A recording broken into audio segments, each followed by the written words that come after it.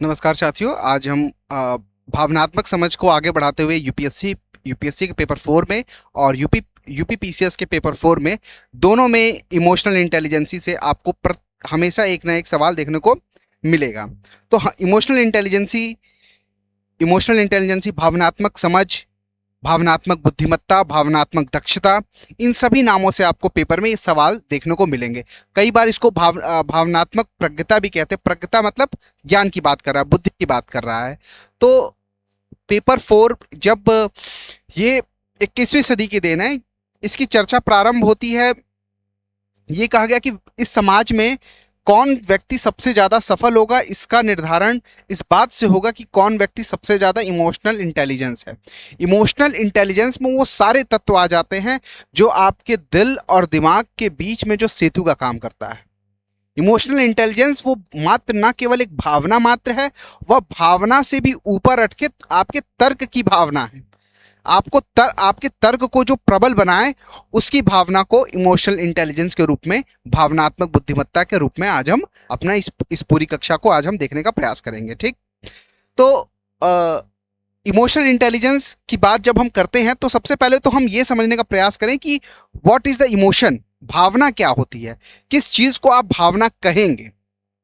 देखिए, पेपर 4 में भी, यूपीएससी में भी और पेपर 4 यूपीपीसीएस दोनों रूप में आवश्यकता है इसकी। देखिए, भावना एक प्रकार की अनुभूति है। कैसी अनुभूति है? ये अनुभूति है चेतना के स्तर पर। आपके चेतना के स्तर पे, आपके चेतना का तात्पर्य यहां से इस स्तर पे है कि आप आज तक, अगर आप 20 साल के हैं, अगर आप 20 वर्ष के हैं, आप 30 वर्ष के हैं, आप 60 वर्ष के हैं, आप 18 वर्ष के हैं, आप 15 वर्ष के हैं, आप देखते होंगे कि जब एक लड़का या लड़की जब अपने इस बाल अवस्था से इस यौवन अवस्था में, युवा अवस्था में जब उनका स्थानांतरण हो रहा होता है, वो मूव कर रहे होते हैं, तो वो एक क्रांतिकारी विचारधारा की उम्र होती है। उस समय उनके अंदर मार्क्सवादी विचारधारा जैसी भावनाएं प्रबल देखने को मिलती हैं।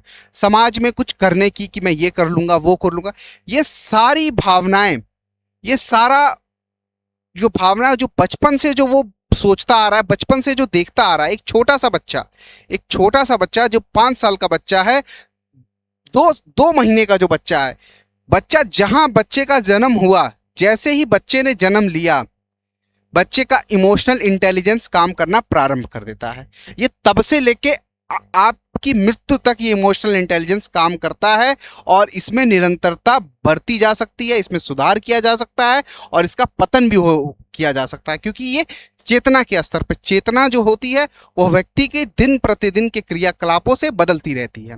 तो जो भावना एक प्रकार की अनुभूति की स्थिति है, यह इस पक्ष पे जोर देता है, यह चेतना के इस पक्ष पे जोर देता है कि व्यक्ति में हर्ष, क्रोध, दुख, ये सारी चीजें जो वो महसूस करता है, तो उस महसूस करने का जो उसके मस्तिष्क में जो उसके क्रियाकलाप चल रहे हैं, उसको महसूस करते समय, वही भावना का स्तर है, वही भावना है। अब भावनात्मक समझ से तात्पर्य व्यक्ति के अपने मनोभाव के साथ साथ बस उसके मन में जो विचार आ रहे हैं, उसके मन में जो जो ख्याल आ रहे हैं, वो दुख की अनुभूति कर रहा है, वो सुख की अनुभूति कर रहा है, वो विचार कर रहा है, वो देख रहा है, वो समझ रहा है, वो प्यार कर रहा है, वो करुणा कर रहा है। वो ना केवल उस करुणा कर रहा है, वो उस पर नियंत्रित भी कर रहा है और उसको नियमित भी कर रहा है। वह लोगों से मिल रहा है और मिल के अपनी भावना को साझा तो कर ही रहा है, साझा करने के साथ साथ उन भावनाओं को अपने में आत्मसात भी कर रहा है। तो भावनात्मक समझ से तात्पर्य क्या है? भावनात्मक समझ से तात्पर्य व्यक्ति के अपने और दूसरों के मनोभाव को समझना और उसका नियंत्रण करना और उसका उपयोग करना। आप कॉर्पोरेट सोसाइटी में देखेंगे, एक नियुक्ति की जाती है एचआर की। एचआर का मुख्यतः काम क्या है? वह एम्प्लॉय के, वह जो हमारे उसके यहाँ जो काम कर रहे हैं, वह अगर किसी ने छुट्टी की अर्जी डाली है, तो वह देखेगा क्या छुट्टी ज़रूरी है। वो उनको मोटिवेट करेगा कि नहीं, और काम करो, काम करना ज़रूरी है, काम नहीं करना ज़रूरी है। अभी वर्तमान में आप देख रहे हैं कि भारत में बात की जा रही है कि 80 हफ्ते में 80 आवर का काम करना चाहिए। ठीक, और आप देखो, और आप देशों में देखेंगे तो वहाँ पे 40 to 50 आवर काम मैक्सिमम बताया जाता है यूरोपियन कंट्रीज में। हमारे यहाँ काम के घंटे बढ़ाए जा रहे हैं हम। तो ये क्या है, ये ये अपने एम्प्लॉय के भावनाओं को नियंत्रण करना और उनकी भावनाओं के साथ उसका उपयोग करके अब प्रोडक्टिविटी को बढ़ाने से तात्पर्य आप कॉर्पोरेट सोसाइटी में देखने को देख सकते हैं इसको। ठीक, तो ये भावनात्मक समझ की बात हो गई, भावना की बात हो गई, भावनात्मक समझ। ठीक, इमोशनल इंटेलिजेंस। ठीक, भावनात्मक दक्षता। भावनात्मक दक्षता भी कई बार, एक बार पीसीएस में सवाल पूछ गया कि भावनात्मक दक्षता किसे कहते हैं। अभी आपका 2019 का ही सवाल है, भावनात्मक दक्षता किसे कहते हैं। तो भावनात्मक दक्षता क्या है, तो भावनात्मक दक्षता है मनुष्य, देखिए मनुष्य जो है ना, मनुष्य एक भावनात्मक प्राणी है। मनुष्य भावनाओं का पुरुष, मनुष्य में और जानवरों में मुख्यतः अगर हम अंतर की बात करेंगे, जो मनुष्य है, जो मानव है हमारा, मानव और जानवरों में जो अंतर की बात की जा रही है, देखिए क्यों कहा जाता है, यहीं से एक वीगन की विचारधारा पनपी हमारे देश में, और विदेशों में भी एक वीगन की विचारधारा। उससे पहले वेजिटेरियन की विचारधारा थी ना, कि लोग वेजिटेरियन हो, अब वीगन की विचारधारा आई। क्यों, देखिए ये विचारधारा का जन्म इसी भावनात्मक दक्षता के साथ होता है। आप जब किसी प्राणी को, जब किसी पशु को, जब किसी जानवर को, जब आप उसके साथ क्रूरैलिटी करते हैं, हाँ, तब उसके शरीर में, उसके मस्तिष्क में नकारात्मक हार्मोन्स पैदा होते हैं, और वो नकारात्मक हार्मोन्स आपके शरीर में जाएंगे तो वो आपके अंदर कोई सकारात्मक बदलाव नहीं करेंगे। तो इसीलिए वीगन की विचारधारा, देखिए वीगन की विचारधारा क्या है, आपको दूध भी नहीं लेना है, अब आपको मिल्क प्रोडक्ट भी नहीं लेने हैं। ठीक, आपको उससे रिलेटेड चीजें भी नहीं यूज करनी है। ये यूरोपीय कंट्रीज में, अमेरिका जैसे देशों में, और आपके यूरोपीय में डेनमार्क और ये जो स्कैंडिनेवियन कंपनी है, वहां पे ये विचारधारा बहुत तेजी से पनपी। तो भावनात्मक स्तर पे मनुष्य जो है वह जानवरों से बहुत ज्यादा उसमें अंतर नहीं है भावनात्मक स्तर पर। बस अंतर किस स्तर पे है, भावनात्मक दक्षता के स्तर पे स्तर है। वह अपनी भावना का प्रयोग करके लॉजिकल रीजनिंग नहीं लगा सकता, वह अपनी भावना का प्रयोग करके युक्ति प्रबंध नहीं लगा सकता अपने मस्तिष्क पे, कि नहीं कि मुझे यहाँ जाना है, यहाँ नहीं जाना है, मुझे ये भोजन करना है, ये नहीं करना है, मुझे प्लास्टिक का उपयोग करना है, नहीं करना है। उससे अगर प्लास्टिक में आपने उसे भोजन दिया है तो वो उसका भोजन करेगा, उसके अंदर इतनी भावनात्मक समझ नहीं है कि वो उसका उपयोग ना कर सके। तो भावनात्मक मनुष्य जो है वो एक भावनात्मक प्राणी है। वह किसी भी प्रकार के निर्णयों में भावनाओं का में तो उसकी भूमिका विशेष होगी ही होगी। मैंने शुरुआत में ही आपको बता दिया कि भावनात्मक दक्षता, इमोशनल इंटेलिजेंस, ये हमारे मस्तिष्क और हृदय के, आपका हमारा मस्तिष्क जो सोच रहा है और जो हृदय सोच रहा है, उसके बीच का क्या है, यह एक सेतु है। ये उस सेतु की तरह काम करता है कि वहां पे आप जो सोच रहे हैं वो किस प्रकार से आप उसको इंप्लीमेंट कर पाए, ये उसकी बात करता है। ठीक, तो यहाँ पे क्या कहा जा रहा है, मनुष्य एक भावनात्मक प्राणी है और किसी भी प्रकार के निर्णय लेने में भावनाओं की एक विशेष भूमिका होती है। अंततः यह व्यक्तियों की भावनाओं की समझते हुए स्वयं की भावनाओं के साथ संतुलन बना के निर्णय लेने में योग्यता भावनात्मक दक्षता कहलाती है। मनुष्य भावनात्मक दक्षता को सही तरीके से उपयोग कर पाता है। उसको पता है कब किस जानवर के साथ उसको क्या क्या उपयोग करना है। उसको पता है कि सामने वाला व्यक्ति, अगर आप देखिए इस समय अगर सोशल मीडिया का ज़माना है, यूट्यूब पे आप देखिए, आपने अगर यूट्यूब पर कोई चीज़ सर्च कर ली, आपने अगर कोई दर्द भरा ही गाना, कोई सैड सॉन्ग सुना, आपने कोई सैड सॉन्ग सुना, ठीक, और जैसे ही आपने सैड सॉन्ग सुना, आपकी भावना जो है, दुख की भावना आपके अंदर प्रज्वलित होना शुरू हो जाएगी। आपका ब्रेकअप नहीं भी हुआ होगा, हाँ, आप अरिजीत सिंह के गाने सुन लेंगे तो आप ऑटोमेटिक आप किसी के और के दुख से आपके अंदर वो प्रेम का जो भाव है, अभी एक हालिया में एक मूवी आई, क्या कहते, तेरे इश्क में मूवी आई, उसमें सैयारा मूवी आई, तो आप देखेंगे कि जिन लड़कों ने जिनका कभी ब्रेकअप नहीं हुआ, जिन्होंने कभी विपरीत लिंग के साथ संबंध नहीं हुआ, जिन्होंने कभी बॉयफ्रेंड गर्लफ्रेंड उनके नहीं बने, लेकिन वो भी उस मूवी को देख के उनके अंदर जो करुणा का भाव जन गया, उनके अंदर दुख पनपा। वो क्यों पनपा? वो उसके पनपने का सबसे बड़ा कारण था कि भावनात्मक दक्षता, इमोशनल इंटेलिजेंसी।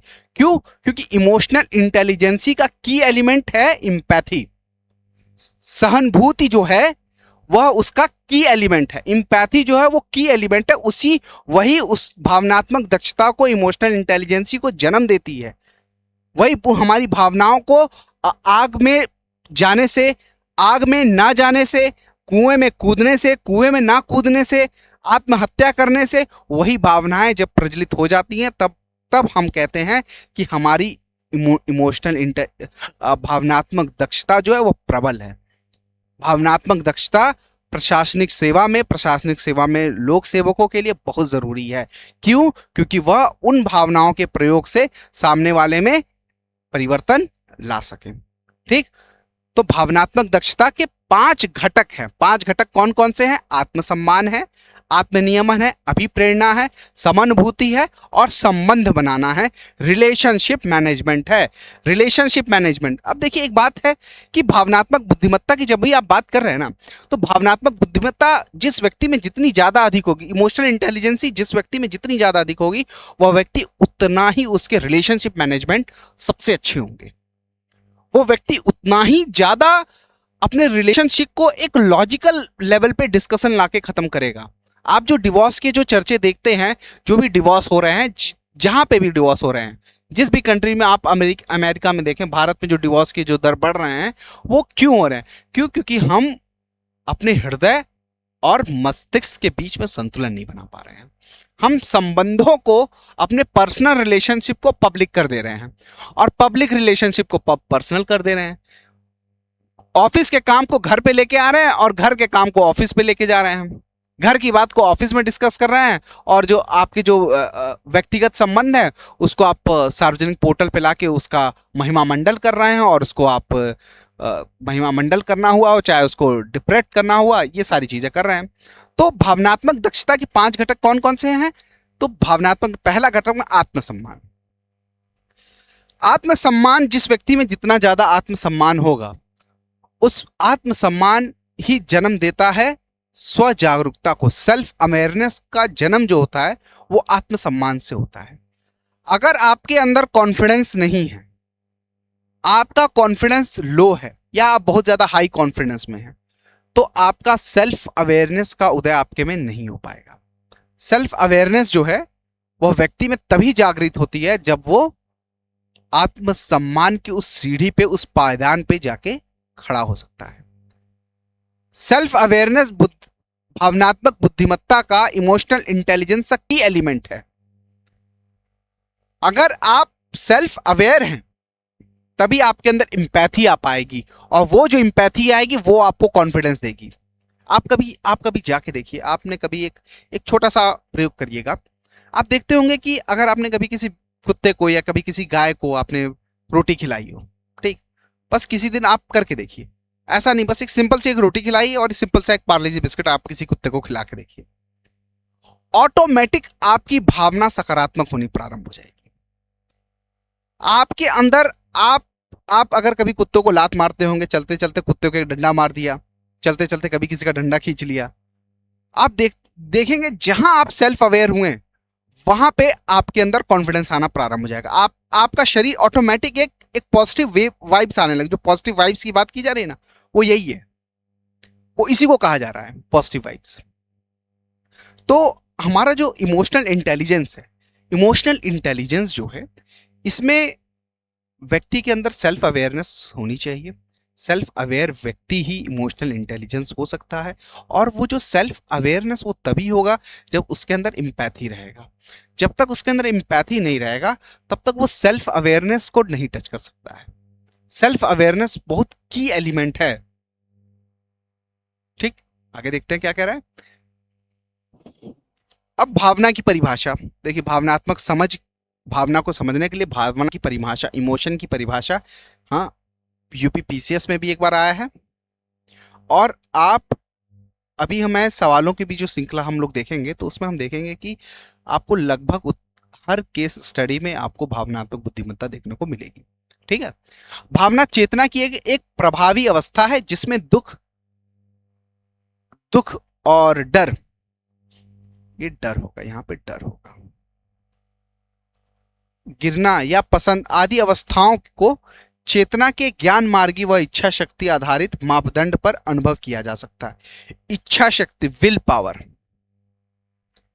विल पावर के मापदंड पे, विल पावर के मापदंड पे देखिए विल पावर क्या है। विल पावर उस व्यक्ति में सबसे ज्यादा प्रबल होगी अगर उसने कह दिया no, to say no that means no, to say yes that means say yes. अगर आपने कह दिया कि आपको सुबह प्रातःकाल 5 बजे उठना है और आप 4:55 के उठ गए, आपके अंदर एक सकारात्मक वाइब डेवलप हो गया आपके शरीर में, आपको बहुत बेहतरीन लगेगा। आपने कह दिया कि आपको आज से समोसे नहीं खाने, आपको ऑयली चीज नहीं खानी है, और आपके सामने ऑयली चीज आई और आपने नहीं खाया, वहीं पे आपकी इच्छा शक्ति बढ़ गई। इच्छा शक्ति ये नहीं, इच्छा शक्ति कोई एक इक्विपमेंट नहीं है, कोई एक सकारात्मक चीज नहीं, कोई नकारात्मक चीज भी हो सकती है। नकारात्मक व्यक्ति भी बहुत इच्छा शक्ति वाला हो सकता है। टेररिस्ट की भी इच्छा शक्ति बहुत प्रबल हो सकती है, और उसमें तो और प्रबल होनी चाहिए इच्छा शक्ति। तो इच्छा शक्ति का मापदंड भावनाओं के स्तर पे होता है, चेतना के स्तर पे होता है, आपके ज्ञान मार्ग को बढ़ाने के लिए होता है। और सामान्य जब हम देखते हैं तो एक व्यक्ति के अंदर 6 प्रकार की भावनाएं पाई जाती हैं। व्यक्ति के अंदर जो 6 प्रकार की भावनाएं पाई जाती हैं वो कौन कौन सी हैं? सुख, दुख, डर, क्रोध, घृणा, आश्चर्य, ये सारी 6 प्रकार की मुख्यतः भावनाएं पाई जाती हैं। भावनात्मक समझ के अवयव, इक्विपमेंट्स क्या क्या हैं भावनात्मक समझ के? देखिए, स्व जागरूकता, मैंने अभी बताया, आत्म स्व जागरूकता। जो व्यक्ति स्व जागरूक होगा, सबसे पहला चरण है सेल्फ अवेयरनेस का। सेल्फ अवेयरनेस जो है, सेल्फ अवेयरनेस सबसे पहला चरण है। सेल्फ अवेयरनेस, सेल्फ अवेयर जब व्यक्ति होगा, उसी व्यक्ति के अंदर क्या हो जाएगा? उसी व्यक्ति के अंदर इंपैथी आएगी, और इंपैथी वाला व्यक्ति ही जो सेल्फ अवेयर होगा वही तो आत्म प्रबंधन कर सकता है, वही तो अपने आप को सिस्टमैटिक वे में अरेंज कर सकता है कि मुझे कब काम कौन सा करना है, कब काम कौन सा नहीं करना है। आप इस बात को ऐसे समझिए, एक छोटी सी कहानी के माध्यम से आप इस चीज को समझ सकते हैं। जैसे यहीं पे आपके मैं एक दिन बस से यात्रा करते समय मैंने देखा कि एक व्यक्ति काफी ड्रिंक किया हुआ था। तो अब वो ड्रिंक किया हुआ था तो बस में चढ़ा और चढ़ के अपनी सीट पे जाके बैठ गया, और जिस सीट पे बैठा उस सीट के बगल में कोई एक महिला थी। महिला के साथ फिर वो, अब उसको तो उस चेतन अवस्था में था नहीं, वो इस चेतन अवस्था में, तो वो कुछ उटपटांग बातें बोल दिया या उटपटांग तरीके से उसने टच कर दिया, तो वो महिला उठ के चली गई, और भी वो वहां पे अभद्रता मचाने लगा। तो बस में जितने जितने लोग थे वो सब बस से उतर के धीरे धीरे चले गए। बस में आगे वाली सीट पे एक काफी जूडो कराटा वाला और बॉडी बिल्डर बैठा था। उसने कहा कि अब ये सही वक्त है अपनी प्रतिभा को दिखाने का। तो उसने क्या किया, उसने उसे जाकर, जैसे ही वो गया, हाँ, उसे उसके शरीर पे उसने धक्का मारने का प्रयास किया, तो पीछे बैठा एक ओल्ड मैन था, वो उठा और उसने कहा कि यार मत करो ऐसा। वो जाके उस ड्रंक मैन के पास, जो शराबी था, उसके पास जाके वो बैठ गया और वो उससे बात करने लगा। उसने उससे पूछा, उस बुजुर्ग व्यक्ति ने पूछा, करीब 60 से 70 वर्ष के आदमी थे वो, उन्होंने 70 वर्ष के थे वो, उन्होंने पूछा उनसे कि कौन सी ली? तो उसने किसी का जवाब दिया, उसने किसी शराब का जवाब दिया। तो वो जो 70 वर्ष वाला था उसने कहा कि मैं भी वीकेंड पे अपनी वाइफ के साथ अपनी बालकनी में बैठ के लेता हूं, मैं और मेरी वाइफ दोनों लेते हैं। और जैसे ही उसने ये बात बोली तो फिर वो जो ड्रंक मैन था वो शांत हुआ, वो भी बताने लगा कि, तो फिर उसने कहा मैं ये वाली लेता हूँ, ये वाली ज्यादा अच्छी होती है। उस ओल्ड मैन ने जैसे ही कहा तो उसने कहा नहीं, मैंने तो ये वाली ली है। तो उसने अपनी वाइफ के बारे में बताया, तो इसने अपनी वाइफ के बारे में बताया कि मेरी वाइफ का देहांत जो है अभी 10 दिन पहले ही हुआ है और मैं बहुत अकेला हो गया हूँ। फिर घंटों उसकी सारी बातें होती रही, हाँ, वो नॉर्मल हो गया और उसने काफी बातचीत हुई, और अंतिम में बातचीत हुई, ओल्ड मैन का स्टॉप आ गया, ओल्ड मैन उतर गया, और कुछ 1 घंटे बाद उस ड्रंक मैन का भी स्टॉप आ गया, वो भी चला गया। तो ये कहानी कहने का मतलब यहाँ पे ये है कि वो जो ड्रंक मैन था, वो जो पिया हुआ आदमी था, उसने उसकी एम्पैथी को समझा, उसने उससे बात की, उसने उसके चेतना के स्तर पे वो भी गया और जैसे ही जब दोनों अपने एक दूसरे के चेतना के स्तर पे गए तो दोनों में स्वजागरूक सेल्फ अवेयरनेस की बातें हुई और वो शांत हो गया। ये भावनात्मक समझ जो है, स्वजागरूकता, सेल्फ अवेयरनेस जब तक नहीं आएगी तब तक इमोशनल इंटेलिजेंसी नहीं आ सकती। आत्म प्रबंधन, आत्म प्रेरणा, सामाजिक जागरूकता, सोशल अवेयरनेस। सोशल अवेयरनेस नहीं होगी तो आपको करना चाहिए। अब देखिए वर्तमान में डिजिटल बोर्ड पे पढ़ाया जा रहा है। एक समय में ब्लैक बोर्ड आता था, ब्लैक बोर्ड पे पढ़ाते थे, फिर मार्कर वाला बोर्ड आया, फिर आज डिजिटल बोर्ड आ गया है। अब आने वाले ऐसे बोर्ड आने वाले हैं कि टीचर की अभी आवश्यकता नहीं होगी, यहाँ पे रोबोट आके पढ़ाएगा। ठीक, तो ये एक सामाजिक जागरूकता जब तक नहीं, जिन देशों में सामाजिक जागरूकता बढ़ी है वहां पे देखिए टेक्नोलॉजी के स्तर पे बहुत तेजी से काम हुआ है। हाँ, संबंध प्रबंधन भी है। ठीक, अब भावनात्मक समझ बढ़ाने के उपाय क्या क्या हैं? आप कैसे भावनात्मक समझ के उपायों को बढ़ा सकते हैं? सकारात्मक विचारधारा, पॉजिटिव बातें कीजिए, किसी भी स्तर पे शांतचित एवं तनाव प्रबंधन, सक्रिय रहना। ठीक, सक्रिय रहना, ठीक है, निष्ठावान होना।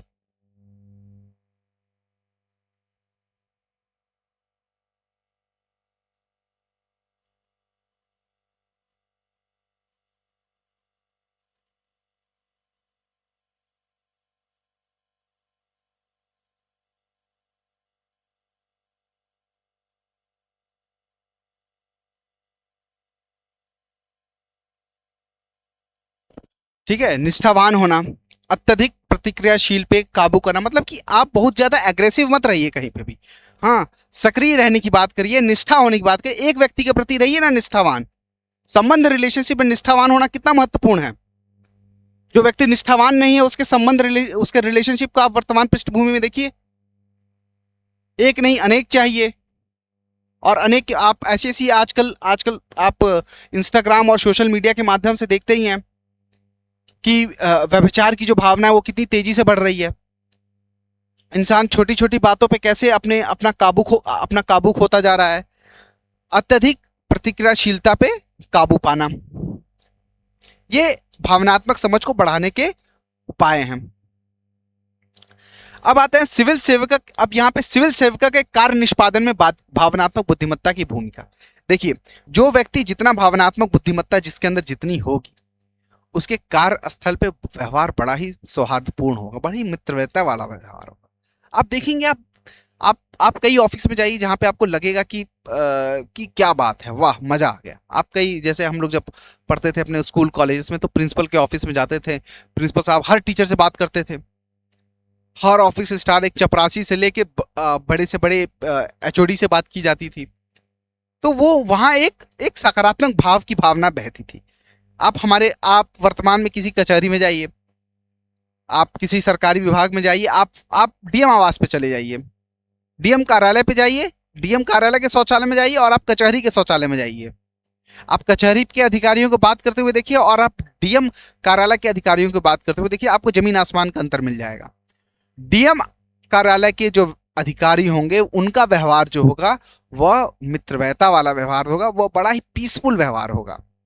वह ऐसा नहीं कि वो आपको डांट के भगा देंगे, आप अगर अनुचित मांग भी है तो भी वो आपसे बहुत बेहतरीन तरीके से बात करेंगे। ठीक, अधीनस्थों की सही मनोवृत्ति की पहचान करना। अगर आप एक डीएम है, आपको पता है कि आपके जिले में AQI जो है वो 500 प्लस हो गया है। अब आप किसी ऐसे व्यक्ति को, आपके पास दो व्यक्ति हैं, आप डीएम हैं, आपके पास दो व्यक्ति हैं। एक व्यक्ति जो है वो पोल्यूशन में उसने पीएचडी की है, ठीक, और एक व्यक्ति वो सिंपल बीए पास है। आप किसको वरीयता देंगे? आप इसको वरीयता देंगे। नमामि गंगे आपको परियोजना चलानी है, आपके पास दो व्यक्ति हैं, आपको सिंपल एक बीए पास दिख रहा है और एक जिसने वाटर मैनेजमेंट पे, ड्रेनेज सिस्टम पे जिसने काम किया है, आप किसको देंगे? आप इसको देंगे। आपको एटीट्यूड की, आपको उस व्यक्ति के अप्रोच की आपको पता होना चाहिए आपको, तो वो क्या करेगा आपके लिए, आपके वो अधीनस्थों में काम करने के लिए, आपके जूनियरों से काम कराने के लिए आपके लिए प्रतिकूल रहेगा। और कई बार जब प्रतिकूल परिस्थितियां आ जाती हैं, जब प्रतिकूल परिस्थितियां आएंगे, जैसे शहर में कोई दंगा हो गया, अब शहर में कोई दंगा हो गया तो वहां पे भी आपको चाहिए कि भावनात्मक बुद्धिमत्ता का परिचय दें। आप एक मुसलमान हैं या आप एक हिंदू हैं, आप हिंदू हैं तो आप मुसलमान वाले क्षेत्र में गए, मुसलमान बाहुल क्षेत्र में गए, तो वहां पे दंगे हुए, तब आप उस चीज को कैसे अपनी भावना के स्तर पे सुलझाएंगे कि आप लॉजिक के स्तर पे सुलझाएंगे? आप आप किसी विचारधारा से प्रभावित हैं, लेकिन आप उस विचारधारा से प्रभावित होकर आप उस दंगे को नहीं देखेंगे। आप ये नहीं देखेंगे कि हाँ ठीक है, हर एक मुसलमान टेररिस्ट होता है तो हर एक मुसलमान टेररिस्ट होगा, नहीं होगा। आप हिंदू हैं, आप मुसलमान हैं, आप मुसलमान हैं तो आप किसी हिंदू क्षेत्र में गए तो वहां पे आपने देखा कि कोई एक ऐसे नारों का प्रयोग कर रहा है जो कि अतिक्रमण वाले नारे हैं, तो आप उसको आतंकवादी नहीं समझेंगे, आप उस हिंदू को आतंकवादी नहीं समझेंगे, आप उस पारसी को आतंकवादी नहीं समझेंगे, आप उस क्रिश्चियन को आतंकवादी नहीं समझेंगे, आप उस सिख को आतंकवादी नहीं समझेंगे कि नहीं वहां पे तो ये दंगे हुए थे, वहां पे सिखों ने किया था, वहां पे पारसियों ने किया था। तमाम आप किसी विचारधारा से प्रभावित होके आप उसको नहीं देखेंगे। आपके अंदर लॉजिक के साथ साथ भावनाएं भी होनी चाहिए, लेकिन उसका स्तर कितना होना चाहिए ये आप पे निर्भर करता है। आप कैसे उन प्रतिकूल परिस्थितियों में आप अपना निर्धारण करते हैं, ठीक। और हितधारकों की सही अभिवृत्ति की पहचान करने में, जो हितधारक है यहाँ पे हितधारक है, जो हितधारक हैं उनकी सही अभिवृत्ति की पहचान करना ही आपको आगे बढ़ाएगा। समय, सूचना तथा मानव संसाधन का उचित प्रबंधन। आपके पास जिले में आपके पास 100 करोड़ रुपए आ रहे हैं और 100 करोड़ रुपए में आपको नगर निगम अभी प्रयागराज में कुंभ होगा, बनारस में काशी विश्वनाथ में जो आए दिन क्या कहते हैं सावन के महीने में जो आपके बोलबम वाले जाते हैं, उनके लिए अलग प्रबंधन करना पड़ेगा आपको। आपको सही सूचनाओं का प्रयोग करना पड़ेगा कि कहाँ से रोड डाइवर्जन करना है, कहाँ से आपको ट्रैफिक की सुविधाओं को सुचारू रूप से चलाना है। तो ये सारी चीजें, पीड़ित कोई व्यक्ति, अगर किसी व्यक्ति ने किसी महिला का रेप हो गया तो आप मानव होने के नाते उसकी भावनाओं का सम्मान करेंगे, उससे कुछ ऐसे सवाल नहीं पूछेंगे, आप उसको सुविधाएं प्रदान करेंगे।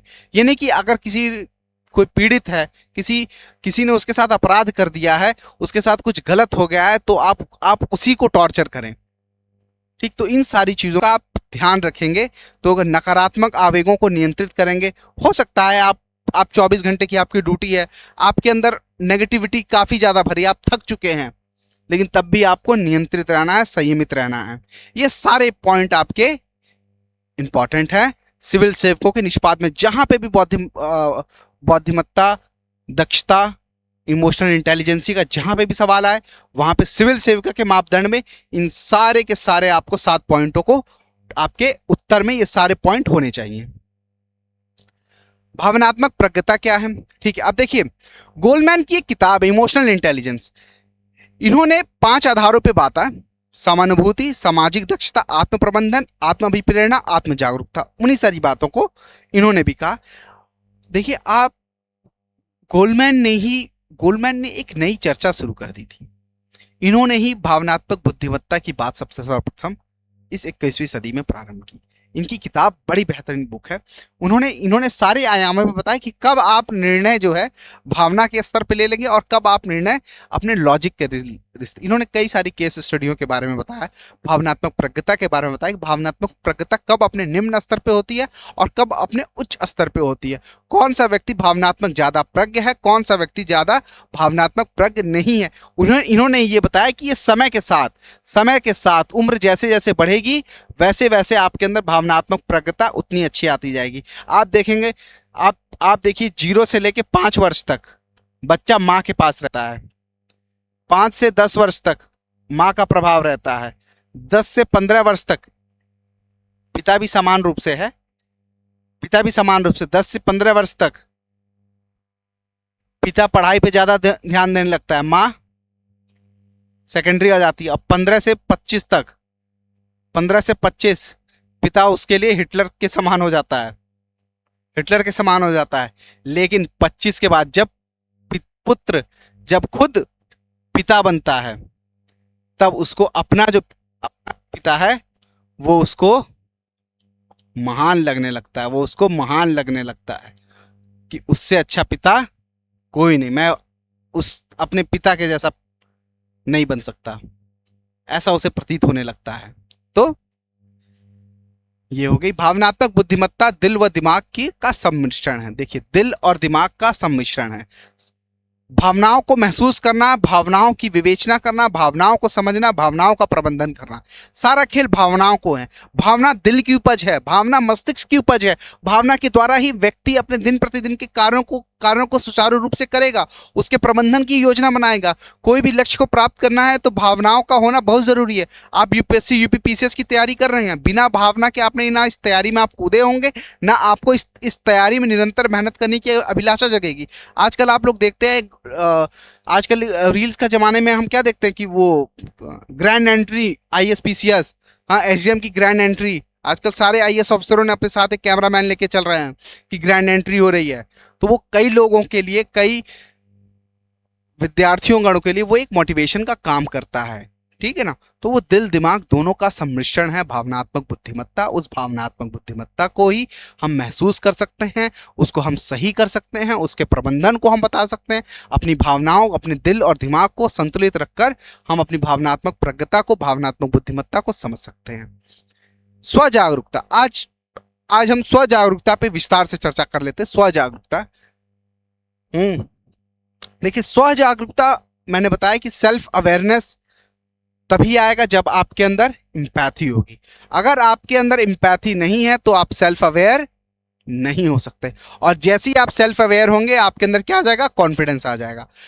आत्म जागरूकता का आशय आसपास के वातावरण के प्रति मानसिक रूप से सचेतन रहने से है। अशोक खेमका का आप केस देखिए, 53 ट्रांसफर, 53 ट्रांसफर हुए हैं इनके, 53 ट्रांसफर,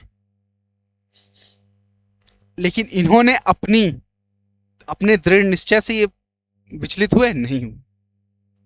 इन्होंने भ्रष्टाचार का रास्ता अपनाया नहीं अपनाया। आप अंबेडकर नगर में एक सांसद थे जगराम जी, उन्होंने वहां से फंड होता था 500 करोड़ रुपया उनके क्षेत्र के लिए। समझिए कि वो व्यक्ति 2 वर्ष तक, 2 टेन्योर उनका रहा अपने समय में, वो अपना घर नहीं बना पाए और वो पैसा, इसमें से मैक्सिमम पैसा वापस भेज देते थे। नेहरू जी उनसे बोलते थे कि आप क्यों भेज देते हैं, आप अपने लिए कुछ कर रख लिए होते, तो वो मना कर देते थे। आप जान के आश्चर्य होंगे, हमारे लाल बहादुर शास्त्री जी, जब जेल में थे, नेहरू जी उनके पास गए तो वो कुछ लिखते विखते थे, लेखन लिखन का कार्य करते थे, तो उनको महीने का 10 रुपया मिलता था। तो 10 रुपया मिलता था तो वो 8 रुपया जमा कर देते थे और 2 रुपया कहते थे कि नेहरू जी से कि आप उनकी पत्नी को दे दीजिएगा, और 2 रुपये में वो गुजारा करती थी। नेहरू जी इस बात से काफी चिढ़ते थे कि वो क्यों इतनी गफलत की जिंदगी में क्यों रह रहे हैं। तो कहते थे नहीं, ये देश का पैसा है। जब लाल बहादुर शास्त्री जी के पुत्र किस दिन उनकी गाड़ी लेके चले गए, डीजीपी साहब को उन्होंने सख्त निर्देश दिया कि अगर आपने इनके खिलाफ कार्रवाई नहीं की तो मैं आपके खिलाफ कार्रवाई करूंगा। ये भारत सरकार की कार है। देखिए, गवर्नमेंट ऑफ इंडिया होने में, ठीक, गवर्नमेंट ऑफ इंडिया होने में और गवर्नमेंट होने में आप आश्चर्य होंगे कि जो हमारे निर्वाचन आयोग से लेकर जो जितने भी संवैधानिक पद के अधिकारी हैं, this all are the government of India, this are the India. वो किसी पार्टी विशेष के नहीं हैं, वो भारत सरकार के हैं। और सरकार जो है वह बदलती रहती है, लेकिन भारत नहीं बदलता। भारत जहां है वहीं है। तो इस बात का बड़ा ही निश्चय होना, जो व्यक्ति स्व जागरूक होगा, जिसके अंदर एम्पैथी होगी, जिसके अंदर दृढ़ निश्चय होगा, वही चुनौतियों से, अपने मानसिक स्वरूपों से, अपने मन और दिल, मन तो करेगा कि घूस लेना है, मन तो करेगा कि इतने सारे महल बना लें और खूब सारा धन इकट्ठा कर लें, लेकिन उसका औचित्य क्या है, उसकी रिलेवेंसी नहीं है। क्यों? क्योंकि आपके दिल ने आपसे, आपका जब भी आप कभी कोई गलत कार्य करेंगे, दिल एक बार तो जरूर आपको डंका मारेगा कि नहीं यार ये सही नहीं।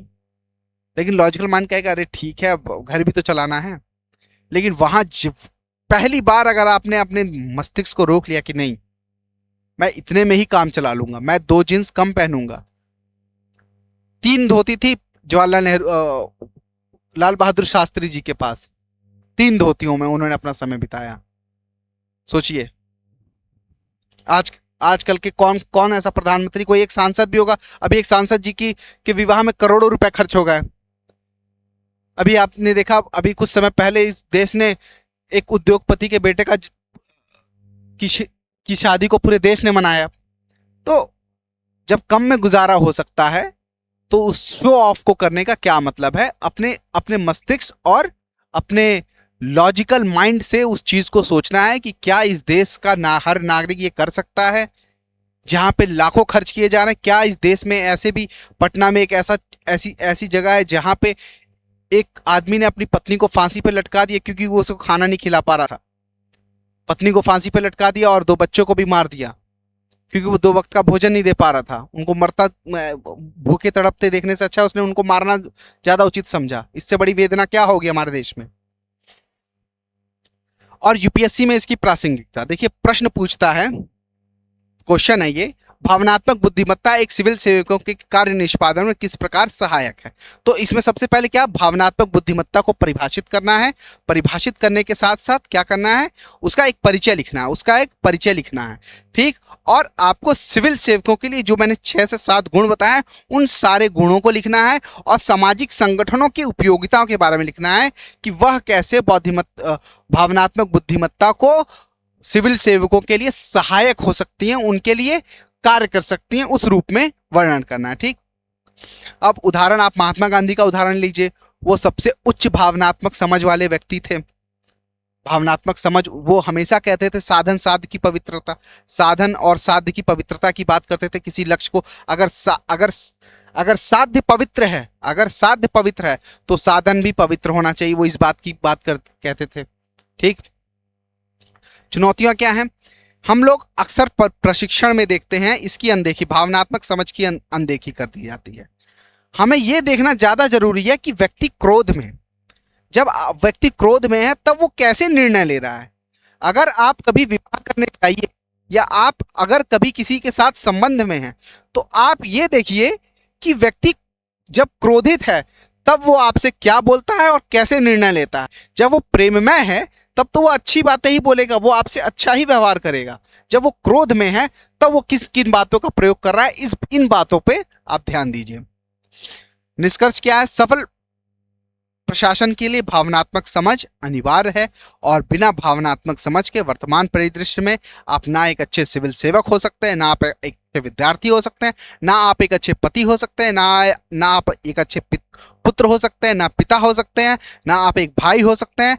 आप बिना भावनात्मक समझ के, जिसके अंदर जितनी भावनात्मक समझ होगी वो व्यक्ति उतना ही सफल होगा, व्यक्तिगत जीवन में भी और सार्वजनिक जीवन में भी।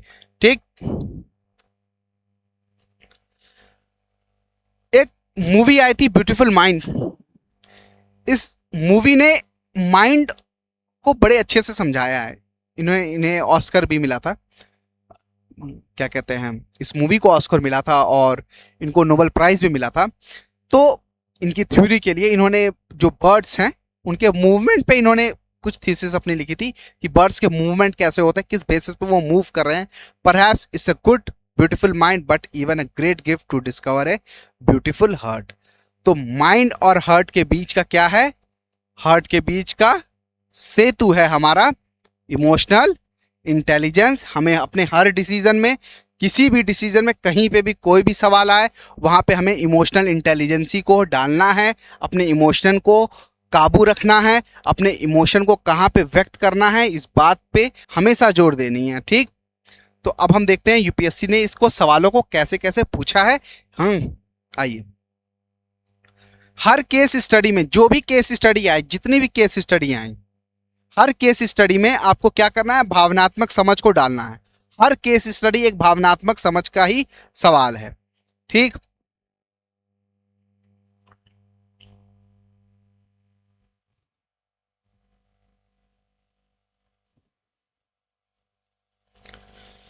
अब देखिए, डिप्टी कमिश्नर वाला, ठीक है। विजय पिछले 2 वर्षों से देश के किसी पहाड़ी राज्य में सुदूर जिले में डिप्टी कमिश्नर थे। अगस्त महीने में पूरे राज्य में भारी वर्षा हुई और उसके बाद उस जिले के ऊपरी इलाके में बादल फट गए। पूरे राज्य में, विशेषकर प्रभावित जिले में भारी क्षति हुई। पूरा सड़क निर्माण और दूरसंचार बाधित हो गया। इमारतें बड़े पैमाने पर क्षतिग्रस्त हो गई। लोगों के घर नष्ट हो गए और वे खुले में रहने को मजबूर हो गए। 200 से अधिक लोग मारे गए और लगभग 5,000 लोग बुरी तरह घायल हो गए। विजय के नेतृत्व में नागरिक प्रशासन सक्रिय हो गया और बचाव और राहत कार्य शुरू हो गए। बेघर और घायल लोगों को आश्रय और चिकित्सा सुविधाएं प्रदान करने के लिए अस्थायी आश्रय शिविर तथा अस्पताल स्थापित किए गए। दूर दराज के इलाकों में बीमार और बूढ़े लोगों को निकालने के लिए हेलीकॉप्टर सेवाएं शुरू की गई। विजय को अपने गृह नगर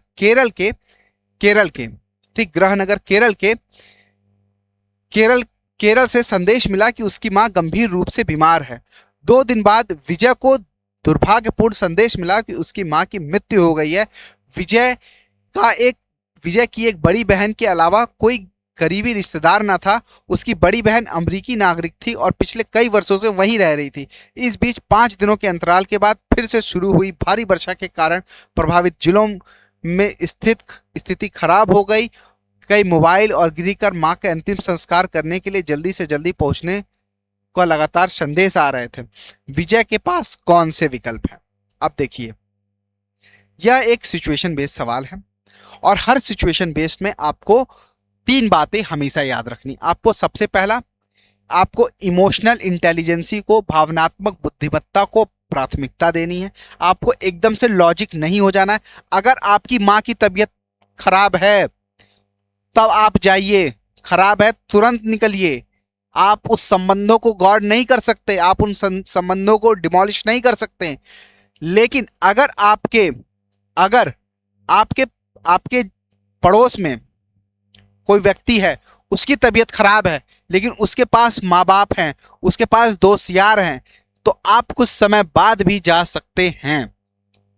तो अब विजय की बात की जा रही है कि विजय को कहां जाना चाहिए, उसके पास विकल्प क्या है, विजय को किन नैतिक दुविधाओं का सामना करना पड़ रहा है।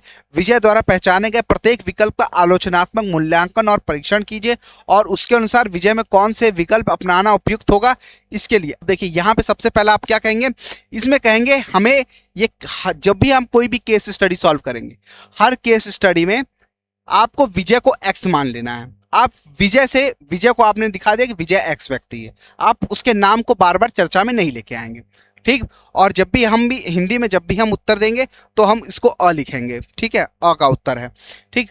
विजय के पास कौन सा विकल्प है? विजय के पास विकल्प है कि वो माँ के पास जाए या माँ के पास ना जाए। विजय को माँ की गंभीर बीमारी हो चुकी है, माँ का देहांत हो चुका है।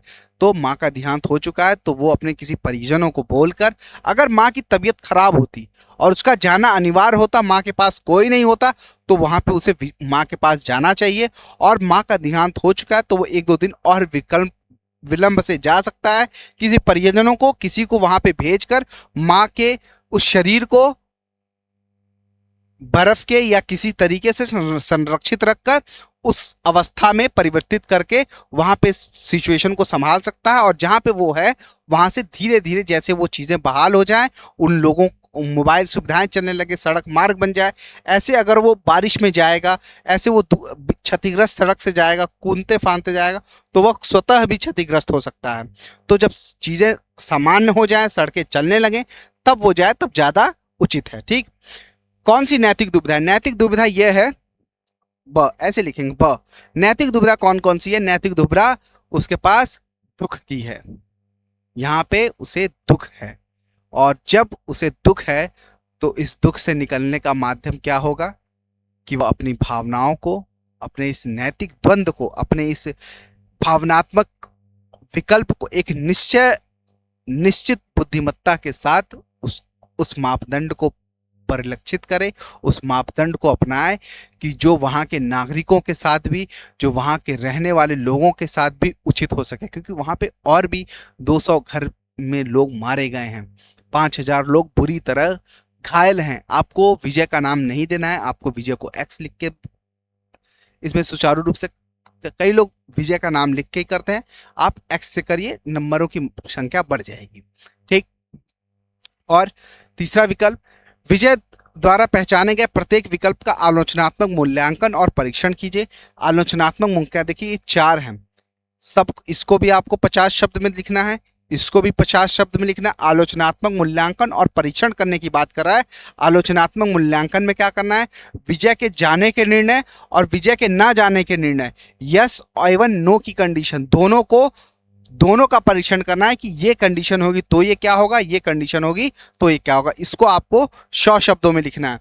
आपके अनुसार विजय के लिए कौन सा विकल्प अपनाना सबसे उपयुक्त होगा और क्यों, ये जो प्रश्न है यहां पे आप भावनात्मक बुद्धिमत्ता को पहले परिभाषित करेंगे, उसके लक्षणों को बताएंगे और फिर कहेंगे अतः विजय को फला जगह जाना उचित है या नहीं है, इस बात को परिलक्षित आप करेंगे। ठीक। ऐसे ही आपके पास भारतीय संविधान में निहित राज्य के नीति सिद्धांतों, जितने भी केस स्टडी, हर केस स्टडी में आपको एक इमोशनल इंटेलिजेंसी को डालना है। तो इमोशनल इंटेलिजेंसी का सेशन आज के लिए हमारा इतना ही था। इमोशनल इंटेलिजेंसी में कुछ और तत्व थे, कुछ और सिद्धांत होंगे, वो हम अगली कक्षा में देखेंगे। इमोशनल इंटेलिजेंसी के बेसिक परिचय को आज हमने अपनी कक्षा में समझा है। ठीक है, आज के लिए धन्यवाद।